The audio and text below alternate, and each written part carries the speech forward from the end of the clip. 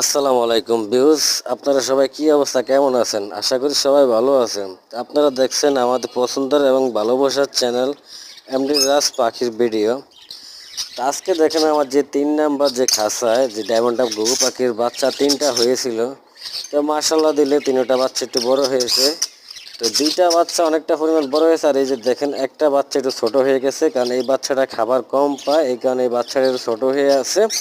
তো এই বাচ্চাটাকে এক সমান করতে হইলে আমাকে কি করতে হবে, যে এখানে দেখেন 2টা বড় বাচ্চা আছে, বড় 2টা বাচ্চাকে আমি এখান থেকে সরিয়ে মানে রাখতে হবে আলাদা একটা খাঁচা।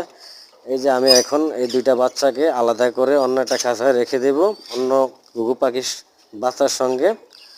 আর ছোট যে বাচ্চাটা আছে এই বাচ্চাটা যত দূরত্ব পারে এদের বাবা মা খাবে, তাকে বড় করে ফেলবে।